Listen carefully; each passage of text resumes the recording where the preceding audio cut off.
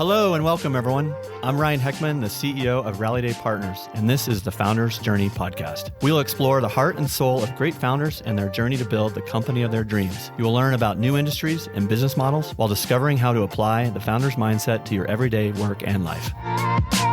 Hello and welcome to another episode of the Founders Journey podcast brought to you by Rallyday Partners. I'm Ryan Heckman. I'm joined today by a really cool founder. If you had video, you would see which one of us is the founder and which one of us is the private equity guy. Tameem looks like quintessential IT services founder. Tameem Hourani, joining me from a company called RapDev, founded in 2019. Before we started the recording, we were just talking about J-curving companies and just how scary that is. So we've got a lot of really fun conversation in store for us in the next hour. Tameem is a relatively young company, but past the startup, past the emerging and entering a new phase where he's building industry leadership. And we came across Tameem as we looked at other tech services companies that were interesting, and he's really building a cool company. So excited for this conversation. Tameem, thank you for joining us. Thanks, dude. Thanks for having me. I'll just preface with always a startup. We're never done being a startup.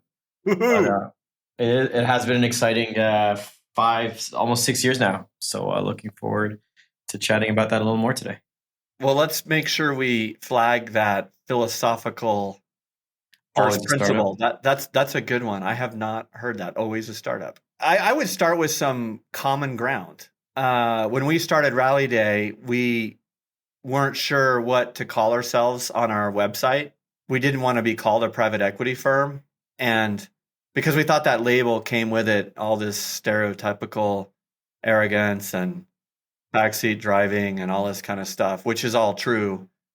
But we ultimately settled on, if we didn't call ourselves a private equity firm, people wouldn't know what we did. So we did that. The other thing is that we had been on the consumer side of private equity and just had a wholly different perspective on kind of the gap in the market in terms of being helpful, and basically built Rallyday as a private equity fund that we wished we all had when we were building our companies. And when I saw one of your interviews, it sounded like the parallel in your business is that you were on the consumer side of consultancies that were, let's just say, a little disappointing to you. And you built RapDev to kind of change the paradigm in service to companies that also found the word consultant to be kind of loaded with a lot of negativity. So tell us about that, if you don't mind starting off. I can't remember there's some big finance group leader that once said, "Why would I hire people to tell me how to run the business I started?" Are you familiar? Have you heard that? I can't remember. I mean, I've heard it. I've heard the context of why would I bring in a private equity guy to tell me what to do, but not in the consulting. I mean, private equity is kind of justified, right? Like you get to a point where you look for capital for particular reasons, for very specific reasons, sure. And we can kind of dive into that in a bit. But the parallels, I think, spot on. So I've been in the tech space forever. Started off as a network engineer using ServiceNow back at EMC Storage. Went to PTC to stand up their cloud division, if you will. Used ServiceNow there, and then went to Wayfair, which was my last gig for about 3.5 years. Also used ServiceNow there. And all 3 times it was using ServiceNow space calls them partners, right? To implement and deploy. And it always rubbed me the wrong way. There was always, and it's to no fault of partners. I think it's a bit of both, right? You sign up for something, you expect a particular outcome. And I think a big part of the gap in our industry is just the miscommunication up front, right? What are you getting versus what are you paying for? Scoping, making sure everyone's on the same page, making sure your outcomes are right. And every single time it was, okay, you're out of hours, you need to do a change order. Okay, you're out of time. Oh, that's out of scope. That's for phase 2. And I was like, guys, you've done 100 of these. You should know what a customer is looking for. And unfortunately, that's how the industry runs, right? There's the technical services component that's always looking for ways to milk an account, which I'm very, very against. And then there's the business consulting component, which is hey, we're going to drop all these MBAs. They're going to tell you how to make your business better, and then we're going to get out. And you are left with a 400-page PowerPoint. And I think the beauty with Gen AI is it's really putting a dent in all of that, right? Which is really awesome. It's been really cool to watch. But in both cases, it never felt right. And so one of the things we tried to tackle with RapDev is improving that experience, is doing everything we didn't get when we were working with partners. And a lot of it was just having a good idea of what the customer wants and giving them that without change orders, without saying it's out of scope. We take full ownership of any project that goes over hours. I tell the team, we didn't scope that right. It's not the customer that wants more. We should have asked up front. We should have known what they're looking for. And we should have given them a very clear outcome-based contract of exactly what they're going to get. And if that's wrong, that's on us. It's not on the customer. And did you guys start off with Datadog engineering services, or was it ServiceNow? Which of those? Because you do both now, right? We do both. We're actually Datadog's largest partner by way of partner of the year, right? And number of Datadog engineers. We do both. We started off with ServiceNow. ServiceNow is just a much more established platform, established ecosystem. The time was bigger, especially in 2019. So when I was at Wayfair, we were one of Datadog's first customers. I think for a couple of quarters, we might have been their biggest. But we used, it was when Datadog only had infrastructure. They didn't have logging. They didn't do any spans or tracing or distributed tracing. Today, they do a ton, right? I think there's like 25, 30 products. At the time, yeah, there was only infrastructure. We were moving off of Zabbix, which is an open source platform. And there was this whole debate, right? Open source, paid, cloud, on-prem, blah, blah, blah. So when we started, it was only ServiceNow. ServiceNow allowed us to invest in an ecosystem that I believed very strongly in. Thinking back now, we got very lucky. It was the right decision. Datadog's grown a ton. But at the time, there wasn't a big market for Datadog services. Datadog was very self-service. It was very bottom-up, PLG motion, great documentation. Any good engineer could stand it up without the need for services. But what happens, and we kind of saw this with ServiceNow, as the projects get larger and as the customers get larger, there's an expectation that a team will come in and get this stood up for me, not for lack of knowledge or lack of skill set, but just for scale. Some of these customers don't have a team of 10, 12 engineers to go deploy Datadog over the course of 6 months. And they don't want to hire full-time for a short-term need, right? Exactly. And we try to outcome-based projects. We like shy away from staff aug and for like, we really want to drive the value we're providing versus just putting people in seats. But Datadog early days didn't have that, right? It was very much, hey, this is infrastructure. You drop an agent, the agent collects metrics, you set up an integration, you're good. But over time, we've seen that, the need for that has really grown as Datadog customers have grown. And I think if we didn't have ServiceNow just to really get the business going early days, we wouldn't have been able to make that investment in the Datadog space in 2019, 2020 is when we really got into it. Yeah. Tell me if there was a moment or when you decided to start RapDev. I'm assuming you were at Wayfair at the time. Yeah. And tell me, was this like an aha moment or was it an accumulation of feelings? Wayfair was awesome. I've said this before. I'll say it again. Just an amazing place to work. Great leadership, great founders, right? Just super sharp, humble, logical people, Neeraj and Steve. But what happened at Wayfair was when we were using ServiceNow, we were building out this mechanism to log all the deploys going to production. So it was like change management. And then the larger you get, the more audited you get, the more regulatory you got to follow, regulation you got to follow, the harder it becomes to track every deploy. And we were doing 600-700 deploys a day. So in working with ServiceNow, their engineering teams, we built this like product on ServiceNow, started presenting it at some of their, they used to be called Now forums, which is basically like get-togethers. And then end up getting to their conference. After every time we presented, I'd get 2 or 3 customers would walk up, say, hey, really cool, would love to do the same thing. Can you help us out? And at first it was just like, yeah, sure, I'm happy to share. But then it was like, okay, well, there's really a lot of people asking for this. And these are big customers like Citibank, CIBC, some really highly regulated customers. And that's when it was pretty clear. It was like, okay, I think we can build a business around this. So I went home, talked to my wife, and I was like, hey, listen, I think we're going to do this. And I'm going to leave my job at Wayfair, left a ton in equity. And right before Wayfair's run up, right? Because, I mean, they crushed it during COVID. Exactly. And I missed like $350 per share, but it is what it is. Yeah, big time, dude. That was a lot of money. But we had no kids. My wife had a Mac Daddy job. She was a rock star. And I was like, listen, we'll try this thing. And if it works, great. If not, then I think I can go get another job somewhere and we'll be okay. So that was 2019. So actually rewind for like 6 months. That's when I went to my manager at Wayfair. I was like, listen, dude, I'm going to do this thing. We're not competing and I'm not in a rush. So you tell me how long you need me to be around, but I want to start building my own business on the side. And I think any other company would have showed me the door They were awesome, dude. They asked for 6 months. They wanted me to hang around. They wanted me to help find my replacement. They let me work on RapDev the whole time. And it's all one of the things I talk about. Honestly, every day is transparency. Just be upfront. Like this is what I want to do. Here's how I want to do it, and it worked out. As long as I was transparent with them, they were very, very generous and good to me. So I did about 6 months at Wayfair while getting RapDev off the ground, and just because there was nothing, we weren't competing, right? There was nothing going on. There was no friction. It's still super cool. I mean, I don't know if I think a lot of companies would be accommodative on things like that, but there's always this weird thing of if the employee has enough courage to say, look, this is what I want to do. Yep. Where you give the company a chance to do the right thing. But that is a very, very cool story. So they're awesome. Yeah, they're awesome. You were working at their offices, showing up, but working on your business plan. Well, I was working at Wayfair. I still had my 9 to 5. I was still dedicated. Like I did my job. I would travel to see customers. I'd do some side stuff, interviews, etc. But yeah, I was very much running both at the same time, and they were cool with it, which was amazing. That is a great story. Let's back up a little bit. You've got a really cool childhood get to America story I want to dig into. The first thing is I've got this map on my iPad here set up. Where I grew up. The way your bio reads, it's like, from the Middle East, but then I found out it's some island in the Middle East. Yeah. So I've got the Mediterranean Sea here, and I've got Libya and Egypt and Jordan kind of on the bottom, and then of course, Europe to the north. Tell me where you're from. You see the little long sliver of ocean between Asia and Saudi? Let's get there. It's like it comes off like a horn almost. It's called the Persian Gulf.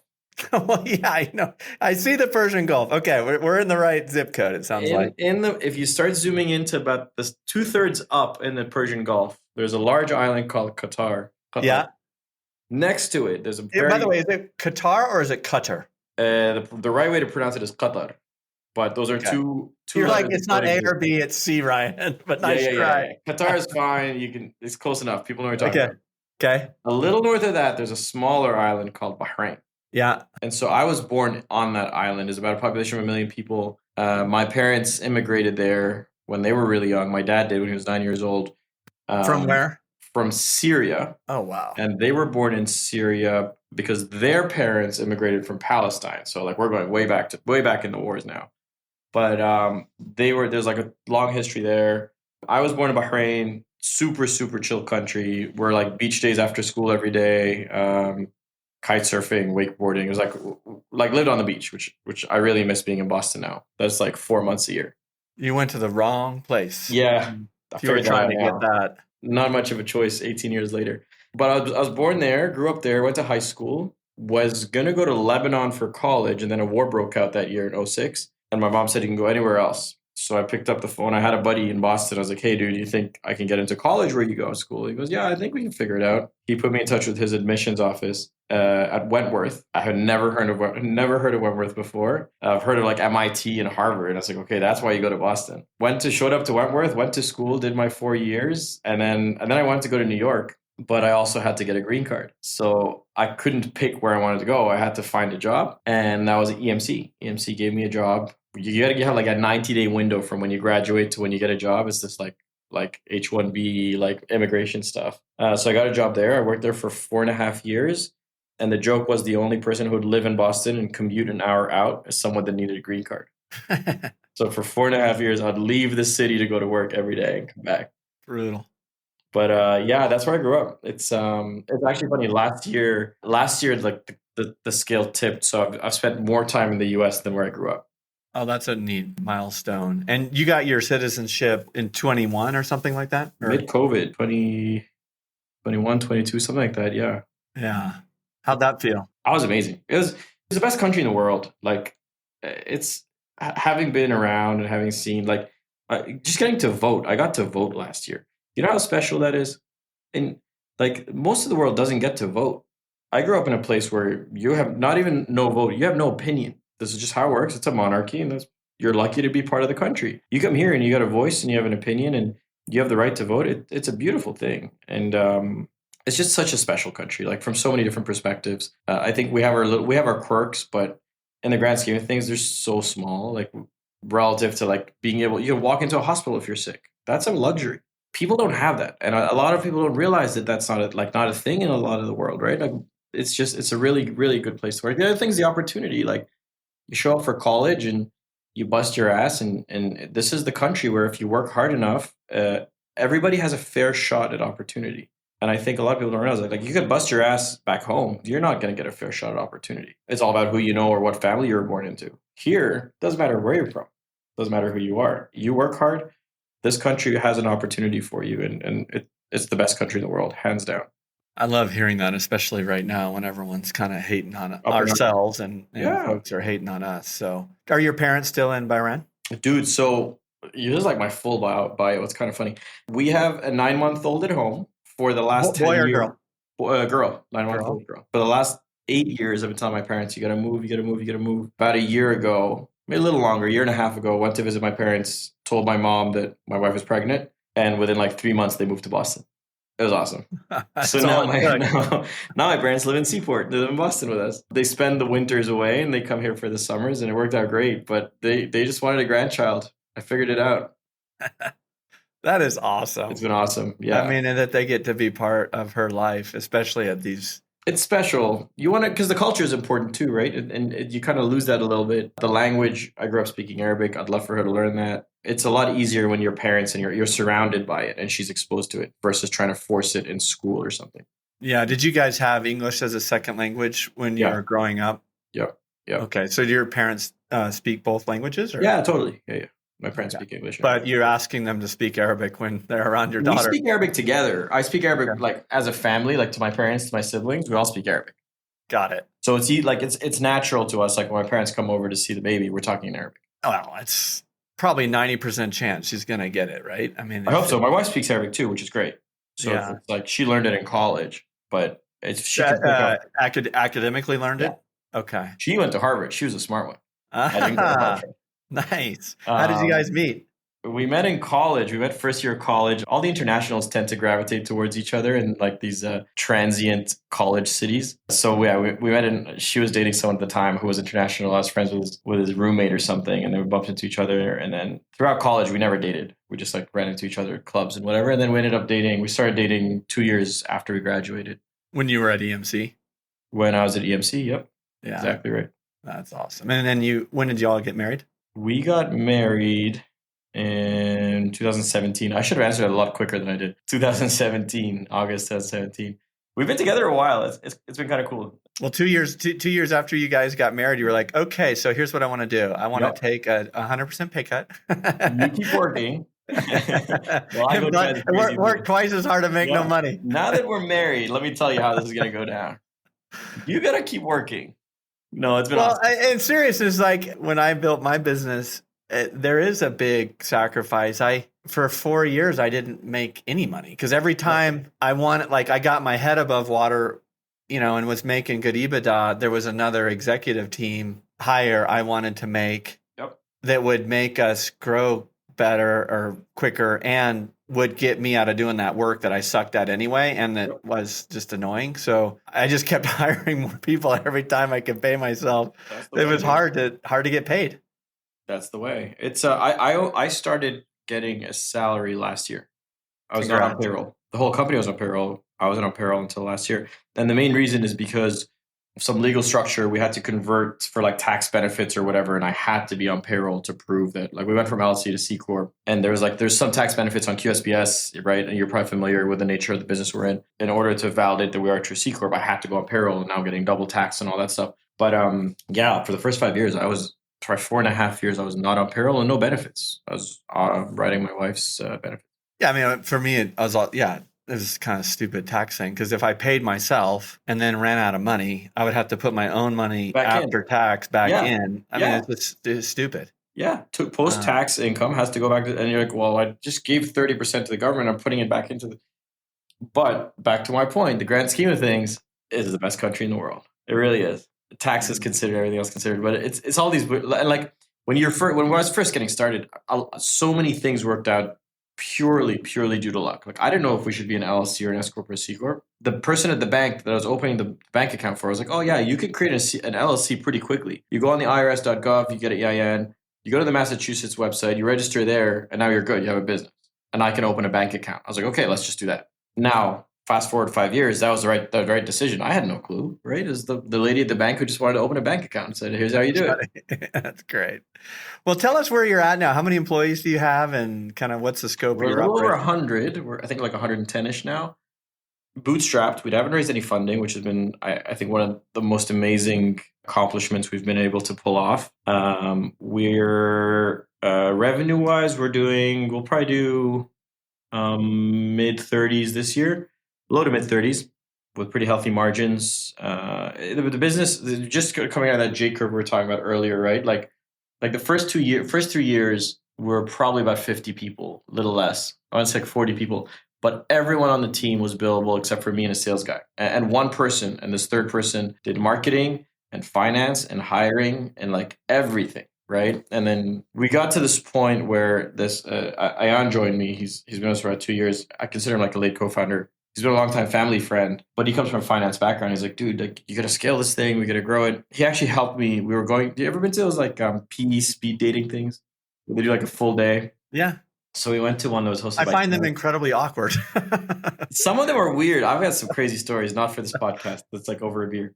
But so we went to these. Canaccord was hosting one in Boston. I was like, "Hey, dude, you want to come? I don't know what I'm talking about. Like, this is a new world to me." So Right, like he was fluent in like EBITDA it's his language. world. Yeah, exactly. It's what he cut his teeth doing. It's his whole career. So he came up from New York, and we went to this thing together. Just a lot of good feedback from all these investors. Yeah, your business is great. You're growing, blah blah. And then he was like, "Hey, you got to like, you could probably scale this thing." And I didn't know what the hell scale meant, right? I was like, "Okay, we're just gonna keep hiring people. We don't need the buzzwords." And I hate buzzwords. But that's when we did. I think we did like maybe 4 to 4.5 in EBITDA that year. I think this was 22 or 23, 22, 23. And he's like, "Look, like if you're gonna scale, you got to bring everything in house. You got to triple the sales team. We're gonna have to hire."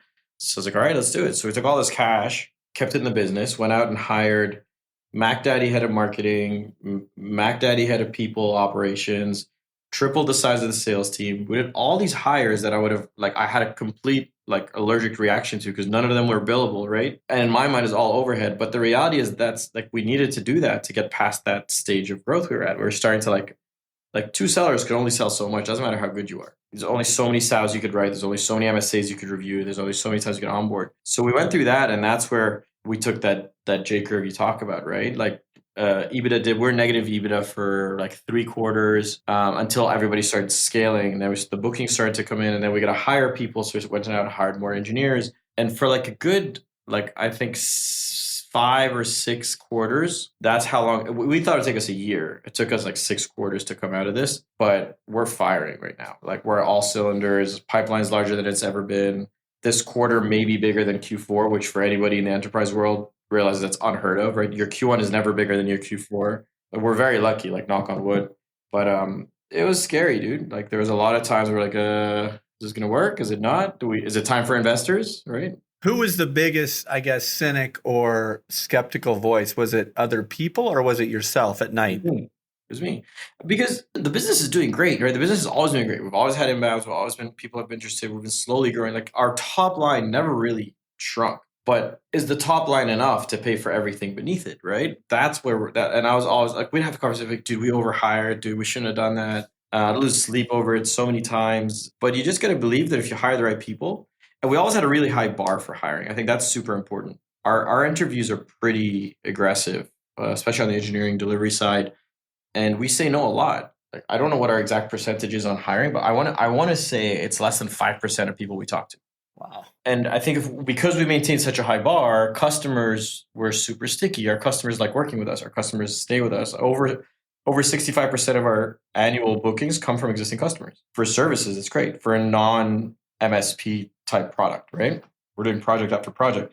But yeah, I was the biggest cynic for sure. And you have to be. You have to always, I think, as someone who's responsible for putting food on the table for 120 families, you have to be very realistic and you have to be very skeptical of all these big decisions of spending you're making, right? You got to be confident, but you can't take things for granted.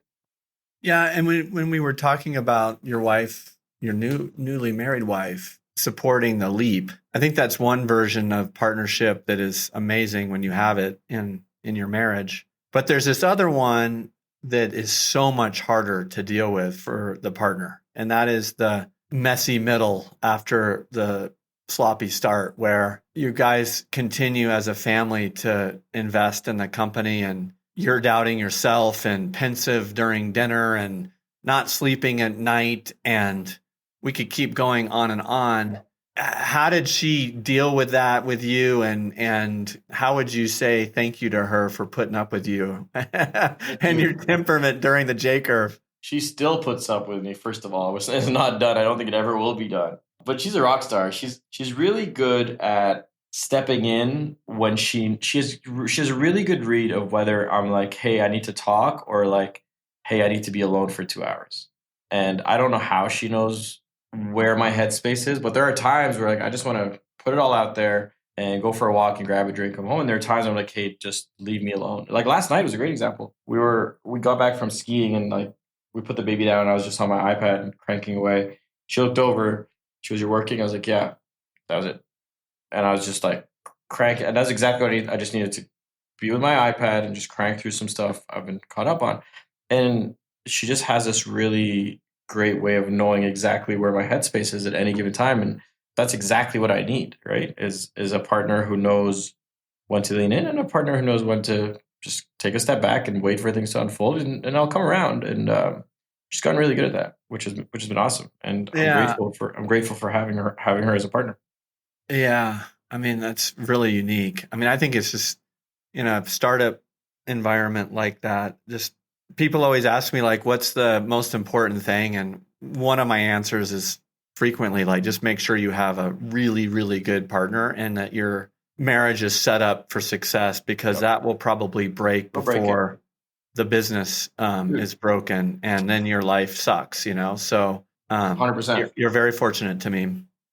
Absolutely. I could spend a whole hour talking about that and all the conversations we've had. Yeah, we're very lucky. I mean, we're very, very lucky. And I think like for a long time, business wise, I didn't have a co-founder and a partner, and that was a void. And I think one of the best things that happened was that Ayan joined as what I consider a like co-founder. But like then you can have those conversations. You can challenge each other. You can have like a true, hey, you do this, I do that. And if you think I'm crazy, tell me. No one's going to tell you you're crazy if they're not your partner. Yeah, and it's so interesting. You know, people say it's lonely at the top. I mean, that's a cliche, but it's self-imposed, it's self-created, because your job as CEO and founder is to create confidence in the organization and to give people the confidence that you guys are going to be successful. And sometimes a decision requires a little bit of self-doubt and being wrong, and you just can't put that on full display in the hallways or like with folks that are early in their careers. And so you got to have somebody that you can You got to bounce make that stuff. mistakes, right? And I think one of the things we do well is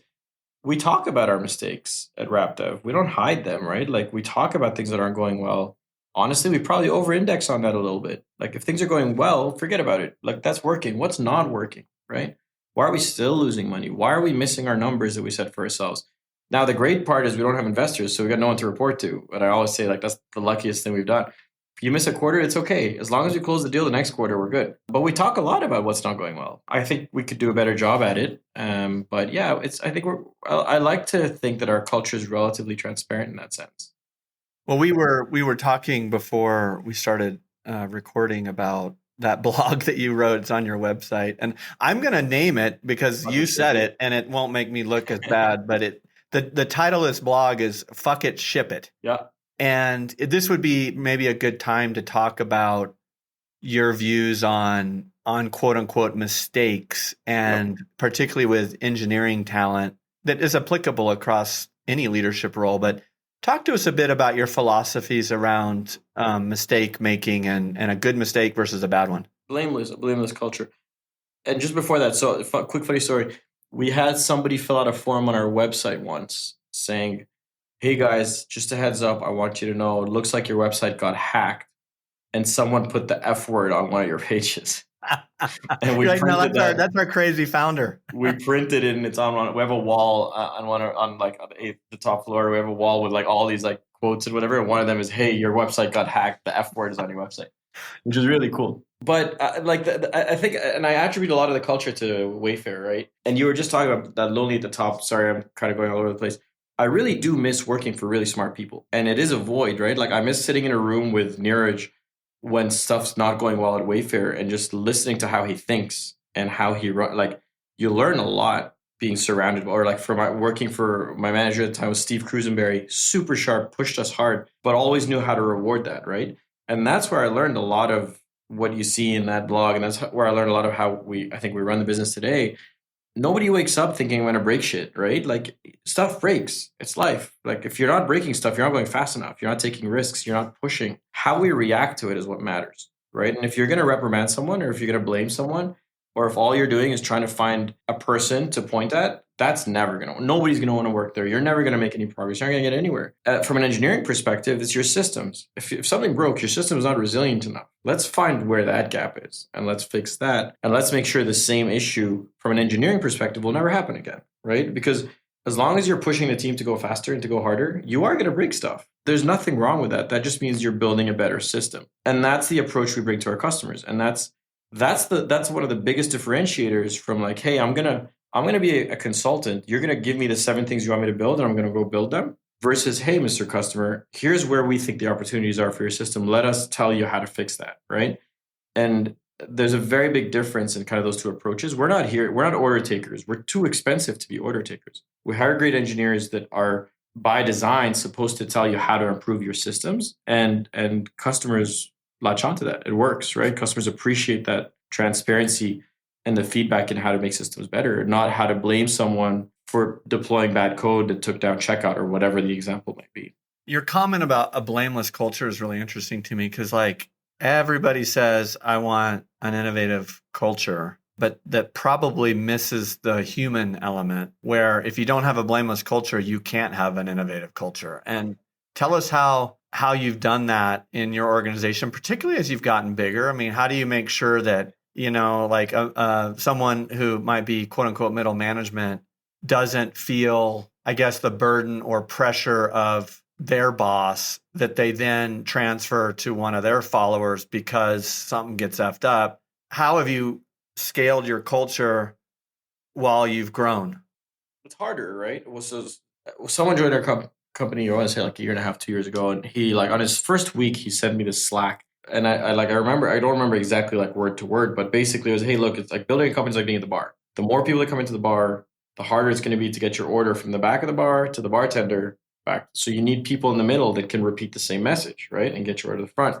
And that's the hardest part about building a growing company is those people in the middle, which is what you're calling middle management. And it's spot on. Like we have people that are remote. Not everyone's in Boston. Everyone's in the US, but not everyone's in Boston. I make sure that every single person that joins RapDev, I meet with for at least 15 minutes in their first month.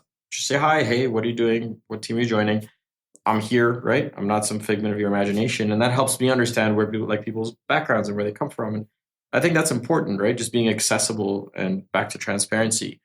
It's not an easy problem to solve, but I think if you purposely make it something you focus on, and we have our kind of leadership meeting every Tuesday, we make sure that people know that, hey, if there's a problem, bubble it up, right? If something isn't working, let's talk about it. There's never a time at a startup where there's no pressure. It's just the proxy, like that's the nature of building a company, right? There is going to be pressure. If you don't want pressure, go work at an EMC or a Pepsi or a Coca-Cola, right?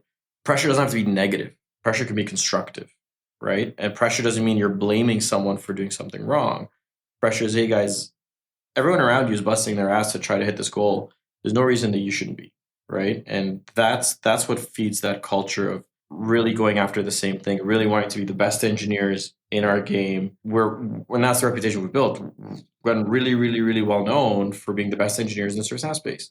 We're not the best consultants. We're not the best business process people, but we're the best engineers in the ServiceNow space. And people want to work at RapDev for that reason. And we hold each other accountable, right? Iron sharpens iron. Everyone holds each other accountable to that level, whether it's an IC or mid-management or leadership. And that's really important to driving the culture the way it has been. And it's not a negative sentiment. It's not hey, you suck, you're not working hard enough. I want to be surrounded by people that want to solve similar challenges. That reminds me, I was about 2 years in as a first-time CEO running the company that I was building, and I had hired a fellow to help build leadership capacity in me, and then also with our employees and other leaders at the company. And he saw me in my office with a look on my face that wasn't good. It was kind of the equivalent of being in a fetal position, And he walked in my office and he goes, "I have a question for you, Ryan. Are you playing to win or are you playing not to lose?" Yeah. And I was like, "I am playing not to lose right now." And he's like, "Well, you will definitely lose if you do that. So don't do that." But the more, I guess, intensive inspection of my character after he asked me that question was just that subtle difference. And when you talk about healthy pressure versus unhealthy pressure, I think it might boil down to the pressure that goes with the fear of being judged, the fear of blame, the fear of shame, and the feeling of, if I don't do this, I might lose and be a failure, versus, hey, let's go kick some ass. I have an opportunity. I'm on the field. How can I take the ball forward and how can I do something that helps us? And I think that's the difference, but I do think it starts from the top, and you're role modeling Tameem around playing to win versus playing not to lose. Where are you on that spectrum on a day-to-day basis? We were in the car. We were at reInvent in November. I was in the car with one of our leaders, and I specifically remember we were in Uber going somewhere, and I was talking to him. I was like, "Dude, do you want to fucking win, or do you just want to work here?" And like, I'm here to win. We're here to fucking win. We're not here. We're not here to make sure that the other partner doesn't do as well as we do. We're here to make sure no other partner will ever catch up to us and they look up to us. And it's literally exactly that word. Like we're here to win, and there's nothing better than being on the winning team. And I promise you, there's going to be nothing worse than being on the losing team. And you hire A players, and we build a team of winners. We build a team of top dog engineers. You're going to win, right? If you really believe you are the best at your game, you'll win. If you stop believing, that's it. It's game over. You lose the momentum, right? But a lot of like a lot of the things you're describing, I don't. Have you read The Hard Thing About Hard Things? I have not, but I did see the title of that book, and that was really interesting.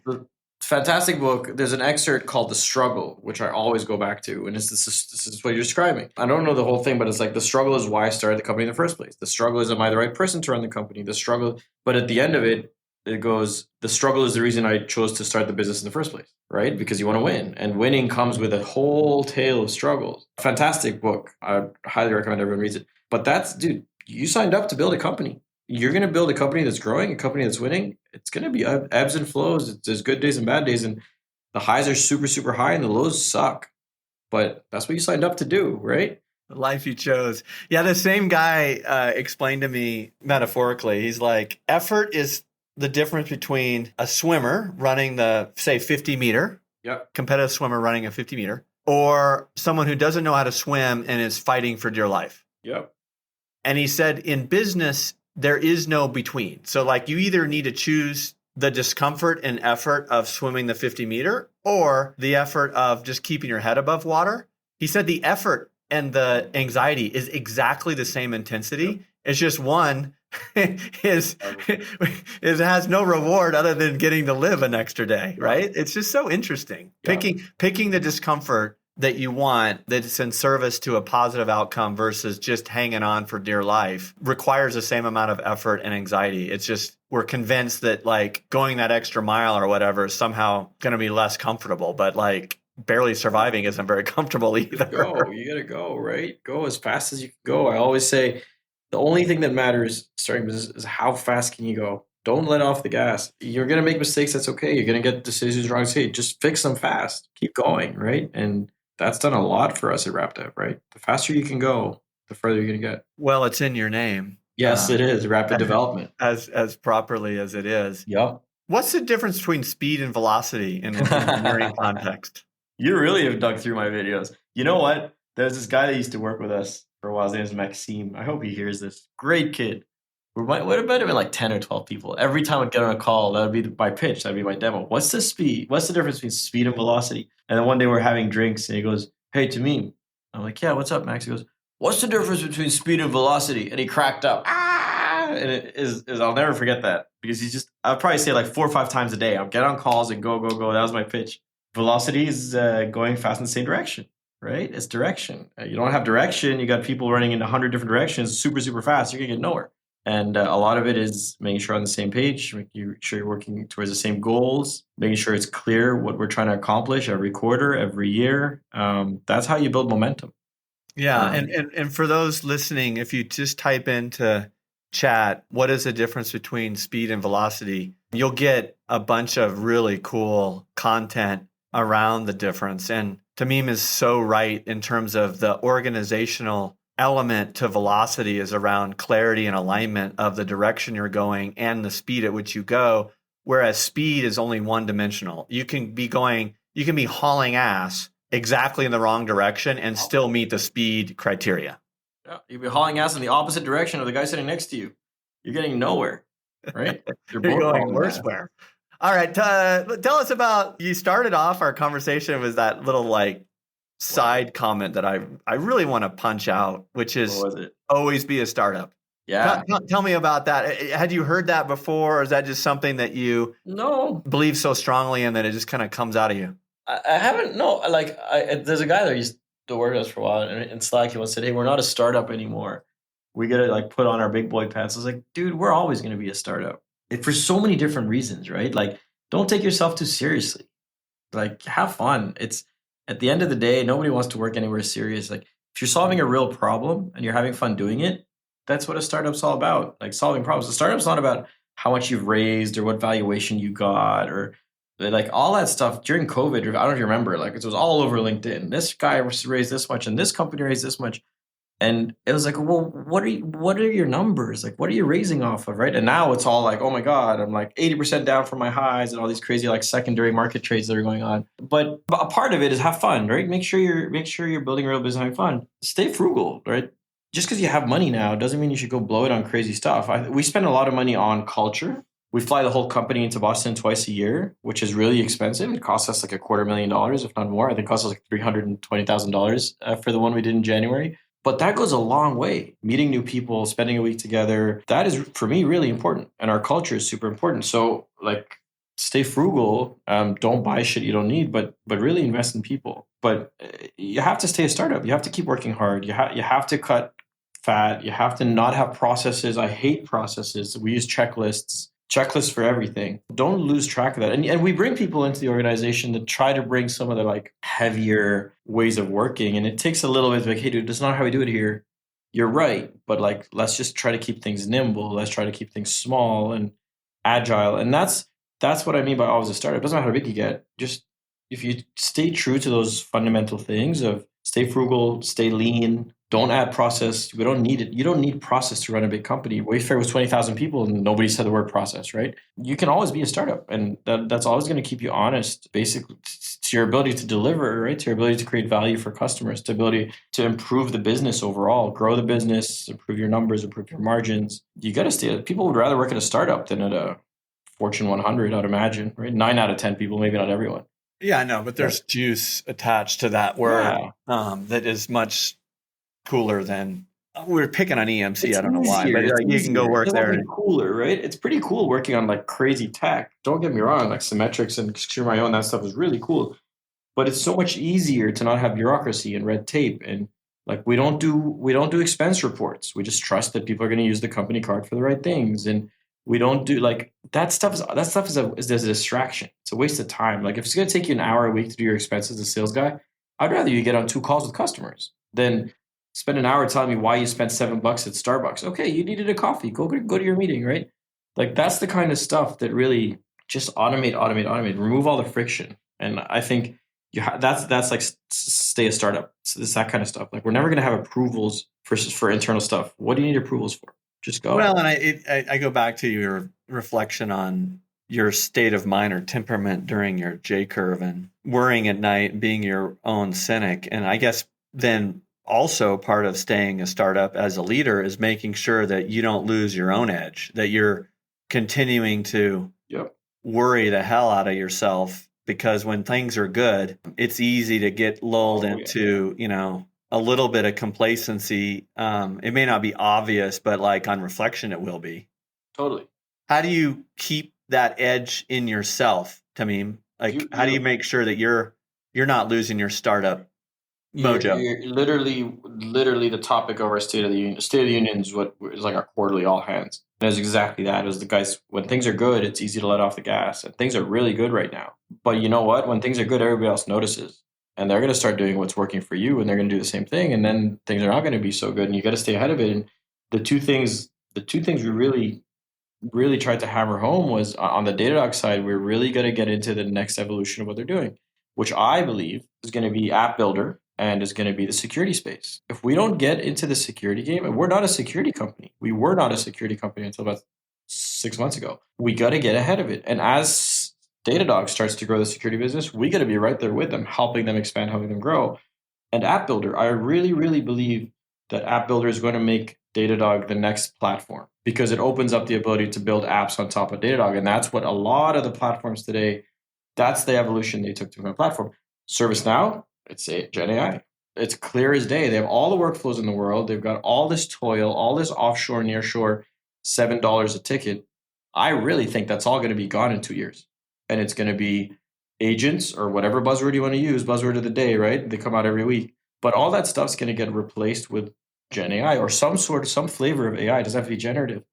We got to get on those trains and we got to start learning how to build those they call them skills or agents. That's what's gonna make us relevant tomorrow. Things are good today, but it's not always going to be the case. And that brings up a topic I always like to ask smart people because, I mean, in I'm case not a you, smart person, right? well, it's all relative to me. But It's our like, team. in case it wasn't obvious, I'm not a tech guy.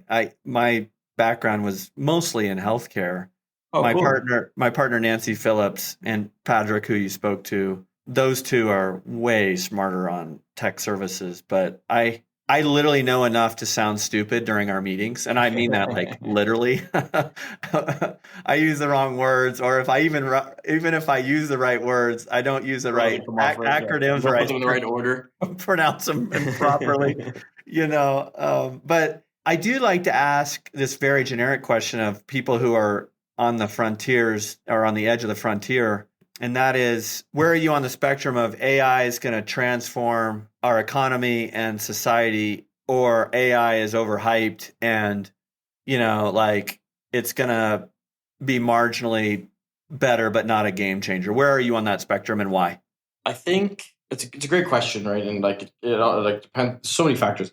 I look at it internally. How does it impact me? I think in tech, it will very quickly impact a lot of the low cost outsourcing industries, call them, right? Call centers, help desk, ticket junkies, that will get impacted. That is already getting very, very impacted. I think call centers are going to go away in the next 5 years. I think help desk is going to go away in the next 2 years. I think legal is going to be very impacted. There's a lot of toil in that industry. A lot of industries with toil are going to get impacted. What is the definition of toil to you? Toil is work with unnecessary overhead to accomplish a task.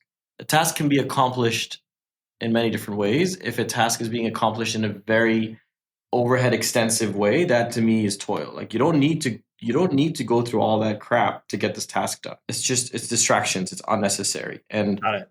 let me tell you, the legal system is full of toil. I think healthcare is going to be super impacted by AI, not generative, but a lot of machine learning, pattern recognition, just diagnosis detection, like that. There's some really cool stuff happening there. I'm sure you're a lot more familiar with it than I am. I don't think the world's going to fall apart and we're going to burn. I think it's going to be we're going to live in a much more interesting place in the next 10 years. Like think of a world where you contribute all your healthcare documents to some blockchain that cannot be manipulated and cannot be hidden. You can be anonymized, so you don't need to share any PII.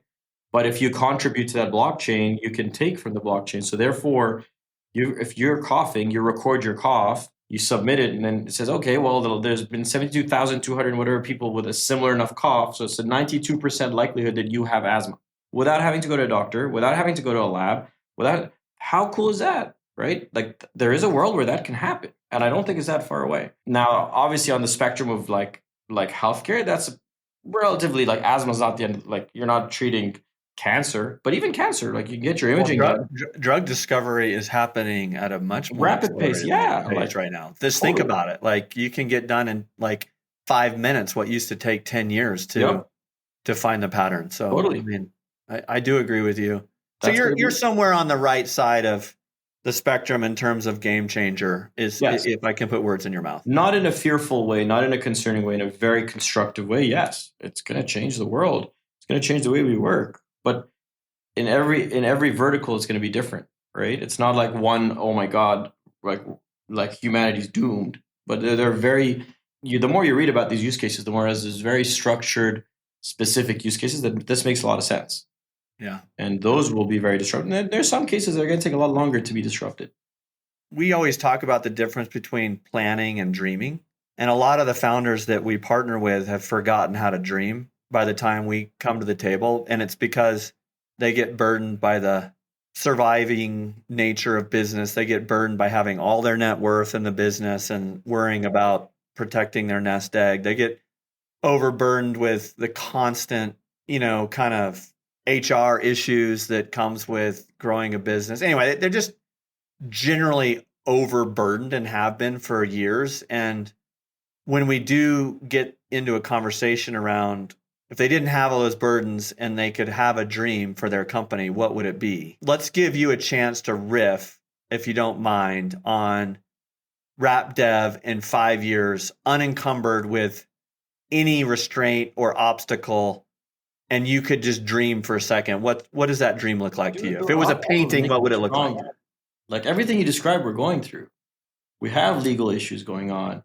We have all my net worth tied up in a business that I cannot like. But that's what makes you. That's what makes you. That's what makes me like more excited. That's what makes me want to go faster and harder and longer. When we first started RapDev, I told my wife, I was like, "Hey, if we make 5 million, we're done. We're gonna retire. We're gonna have kids." Like the numbers we see now are like crazy. But every single person at RapDev has equity in RapDev. Every single an IC, a manager, a leader, it doesn't matter. Everybody's got equity. We win together. But that makes you want to do so much more. Like we're talking M&A now. We're like we used to get all these like LOIs and companies want to acquire us. But the first LOI we ever got was $6 million from a competitor of ours named GlideFast, whose founder has now passed. Was a really good friend of mine named Mike Lombardo. We laughed about it, and then when it was done, he called me. He's like, "Hey, dude, I'm glad you didn't take it. My PE guys made me send you that. You should never take that deal." And I was like, Those Mike, what damn the fuck, PE bro? guys. But dude, like, where's like Rapid could be $100 million business in the next 2-3 years. There's no doubt in my mind. Like, we can continue to grow quickly. The opportunity is clear as day. You just got to lean in. You need the right players. You need the right people. The team needs to see it. It could be an M&A game. We're talking merger with multiple people, and I think we're in a very lucky place because all the effort we've put into building the brand has really attracted a lot of talent, right? Like if you're going to sell your business, do you want to go to a PE firm or do you want to hitch your wagon to a company that's doing really well, that's growing, that has a good reputation, we can all learn together from? And like for me, that's like the next 2-3 years, that's the game. There's so much potential. Like RapDev's like you hit these milestones growing a business. I'm sure you can relate, right? Like you hit these, and it's like every time we hit these new milestones, like holy shit, I never thought we'd ever be doing these or having this conversation, and those milestones keep coming, and we're very very lucky. Like I've never been more excited about where RapDev could be in the next few years.